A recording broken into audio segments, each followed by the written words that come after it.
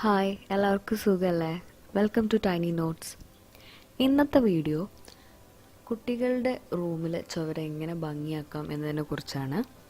അപ്പോൾ കുട്ടികൾക്ക് എപ്പോഴും ഇങ്ങനെ പ്ലെയിൻ ആയിട്ടുള്ള ചുവരിനേക്കാളും കുറച്ച് കളർഫുൾ ബ്രൈറ്റ് ആയിട്ടുള്ള ഡിസൈൻസൊക്കെ ഉള്ളതായിരിക്കും കൂടുതൽ ഇഷ്ടം. നിങ്ങളുടെ വീട്ടിലെ കുട്ടികളുടെ റൂം ഇപ്പോൾ ഈ കാണുന്ന പോലെയൊക്കെ ആക്കാനായിട്ട് അത്ര ബുദ്ധിമുട്ടൊന്നുമില്ല. അതിനുള്ള ഏറ്റവും എളുപ്പ വഴിയാണ് വാൾ സ്റ്റിക്കേഴ്സ് വാങ്ങുക. ഓൺലൈനായിട്ട് വാൾ സ്റ്റിക്കേഴ്സ് വാങ്ങാൻ കിട്ടും. ഒരു 100-200 റേഞ്ചിലൊക്കെ അവൈലബിൾ ആണ്. നിങ്ങൾ കുട്ടികൾക്ക് എന്താണോ താല്പര്യം, ഇപ്പോൾ കാർട്ടൂൺ ക്യാരക്ടേഴ്സ് ആണെങ്കിൽ അങ്ങനെ, അല്ലെങ്കിൽ കുറച്ച് ആനിമൽസ് അങ്ങനത്തെയൊക്കെ ആണെങ്കിൽ അങ്ങനത്തെയൊക്കെ വാങ്ങാൻ കിട്ടും. ഒരു കാര്യം നിങ്ങൾ ശ്രദ്ധിക്കണം, ഇപ്പം നിങ്ങൾ കാണുന്ന പോലത്തെ ചെറിയ ഡീറ്റെയിൽസ് ഉള്ള പിക്ചേഴ്സ് വാങ്ങാതിരിക്കാൻ ശ്രദ്ധിക്കുക.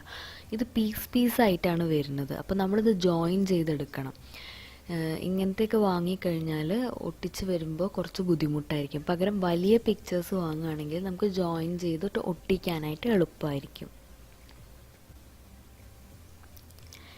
ഇനി നമുക്ക് സ്വന്തമായിട്ട് ഇങ്ങനത്തെ വാൾസ് ഉണ്ടാക്കാം. അതിൽ ഈ സ്വന്തമായിട്ട് പെയിൻറ് ചെയ്യാനും വരയ്ക്കാനൊക്കെ കുറേശ്ശെ താല്പര്യമുള്ളവർക്ക് ഇത് ട്രൈ ചെയ്യാവുന്ന കേട്ടോ. ഇതിപ്പോൾ ഏറ്റവും എളുപ്പമുള്ളൊരു ഡിസൈനാണ് ഡോട്ട്സ്. നമ്മുടെ വാൾസിൽ ഡോട്ടായിട്ട് പെയിൻറ് ചെയ്യാം. ഇതിപ്പോൾ ഡോട്ട് മാത്രമാണെങ്കിൽ നല്ല ഭംഗിയില്ല. റോസിൽ ഗോൾഡൻ കളർ ഡോട്ട്സ് വന്നിട്ട് നല്ല രസമില്ലേ?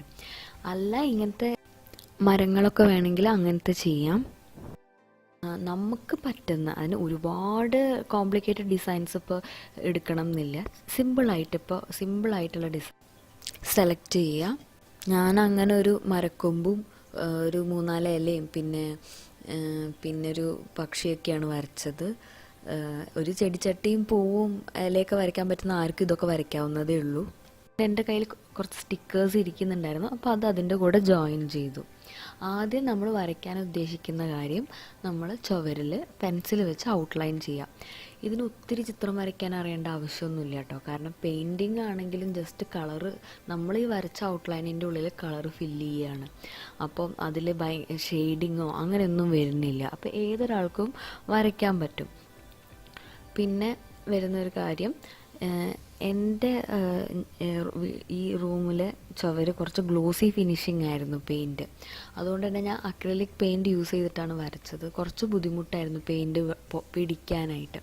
അപ്പോൾ ഈ ചുവരിലടിക്കുന്ന പെയിൻറ്റ് തന്നെ ചെറിയ ബോട്ടിലായിട്ട് വാങ്ങാൻ കിട്ടുമെങ്കിൽ അതാണ് നല്ലത്. പെട്ടെന്ന് പെയിൻറ്റ് ചെയ്യാൻ പറ്റും. പക്ഷേ നമ്മളിപ്പോൾ ഒരുപാടൊക്കെ ചെയ്യുവാണെങ്കിൽ അത് എന്താ പറയുക, എനിക്ക് തോന്നുന്നു കുറച്ച് എക്കണോമിക്കലാവുള്ളൂ എന്ന് തോന്നുന്നു. അല്ലെങ്കിൽ അത് ഒത്തിരി പൈസയാവും തോന്നുന്നു കേട്ടോ.